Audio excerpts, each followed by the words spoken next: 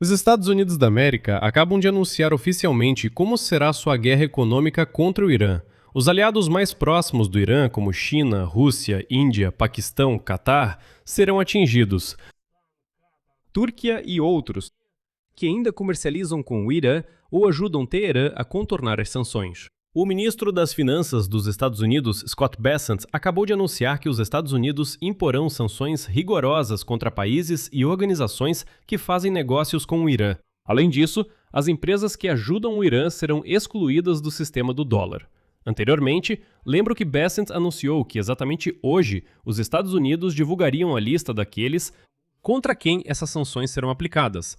E, na verdade, Bessent hoje fez um apelo a todos os aliados do Irã para que parem de trabalhar com Teherã até que os Estados Unidos imponham aquelas sanções rigorosas que Bessent chamou ontem de dia D econômico.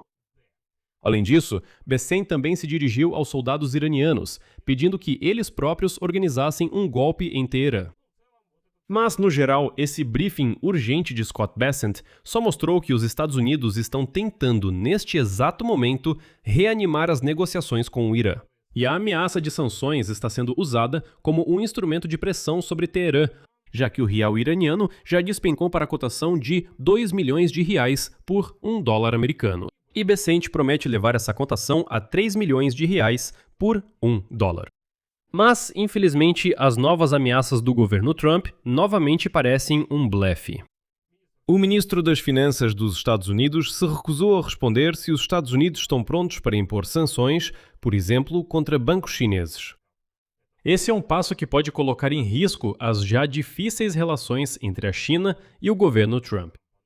Mas são exatamente essas sanções que ajudariam a cortar o enorme fluxo de financiamento para Teherã, porque é a China que abastece o Irã com dinheiro. Ao mesmo tempo, as sanções não estão sendo impostas hoje, foi apenas mais uma ameaça, ou, como disse Bessent, foi um tiro de advertência econômico.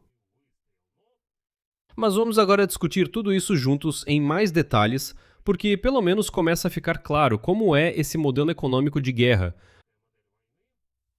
que está sendo proposto agora por Donald Trump.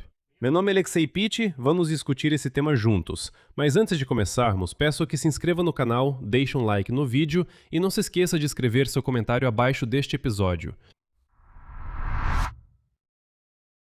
Então, o ministro das Finanças dos Estados Unidos da América, Scott Bessent, realizou literalmente há meia hora uma coletiva de imprensa de emergência, na qual, como era esperado, ele deveria anunciar novas sanções totais contra o Irã.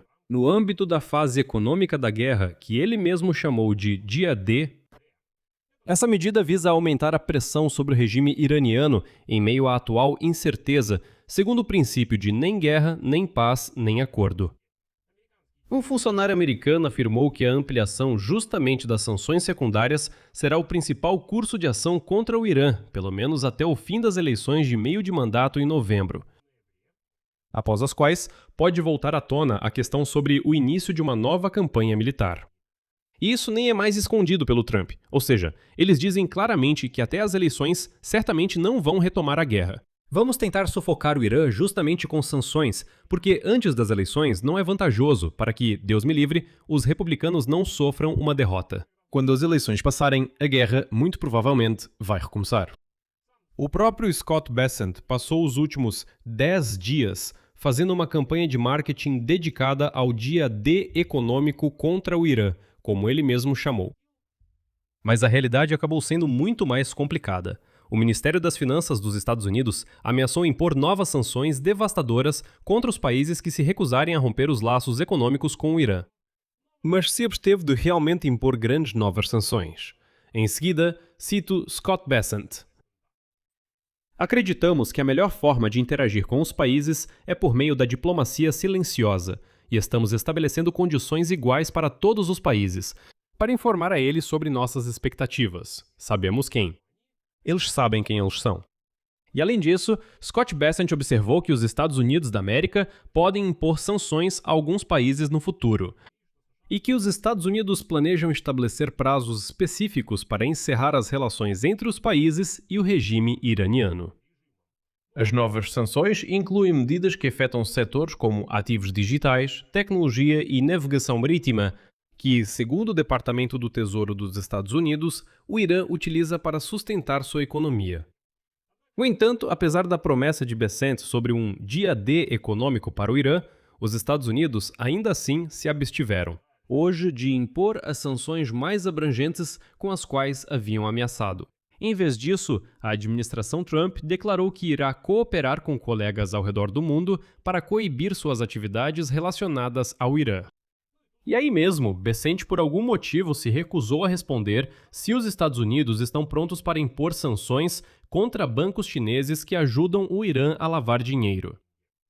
Quando lhe perguntaram se as sanções afetariam o principal parceiro comercial dos Estados Unidos, ele respondeu apenas que, cito, ninguém está imune às sanções dos Estados Unidos. Só para lembrar, a China já compra há muito tempo até 90% das exportações de petróleo do Irã e também mantém relações comerciais mais amplas. Mas Bessent não conseguiu responder a isso de forma alguma. Ele disse, bem, todos nós, como se diz, somos iguais perante Deus.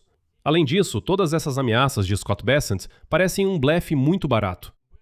Bessent, nessa coletiva, recusou-se a informar os prazos específicos em que os países deveriam romper os laços econômicos com o Irã ou enfrentariam sanções financeiras dos Estados Unidos. Por outro lado, Bessent afirmou que o presidente Donald Trump supostamente já ligou para líderes mundiais com pedidos específicos sobre as exigências da administração para cooperar com os Estados Unidos visando o isolamento econômico de Teherã. No entanto, ele se recusou a nomear os países com os quais Trump manteve esse tipo de contato. Em geral, ele diz que, supostamente, todos devem deixar de cooperar com o Irã, mas não especifica quando isso deve acontecer e o que acontecerá se não fizerem. Ao mesmo tempo, Bessent se dirigiu aos soldados iranianos, e a seguir trago a citação dele. Aos soldados comuns que apoiam esse regime, já que cada vez mais seus salários estão deixando de ser pagos ou supostamente apenas atrasados, façam a seguinte pergunta: seus comandantes estão levando seu país à vitória ou ao colapso? E lembre-se de que o Muro de Berlim caiu quando os soldados comuns decidiram não atirar em seu próprio povo.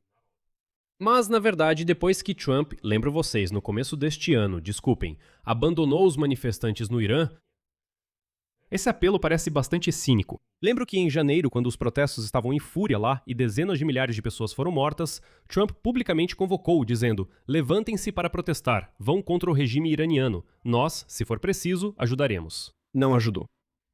Quando disseram hoje para Scott Bessent, você prometeu fazer o dia D econômico justamente hoje, você disse que seriam 10 dias? Anunciaram que no dia 24 eu sairia e contaria tudo. Mas no final, vocês só ficam enrolando. Sobre o fato de que, talvez, algum dia haverá algum tipo de sanção contra alguém, contra quem ainda não vou dizer, quando também não se sabe, mas com certeza serão duras. A isso tudo, Besson respondeu que o dia D econômico anunciado é um tiro de advertência. Em seguida, a citação dele. Acreditamos que um tiro de advertência e o estabelecimento de expectativas mais claras serão apropriados. Os Estados Unidos estão dando a todos a oportunidade de corrigir comportamento ilícito, e a imposição imediata de sanções sem aviso prévio pode explodir o sistema financeiro global.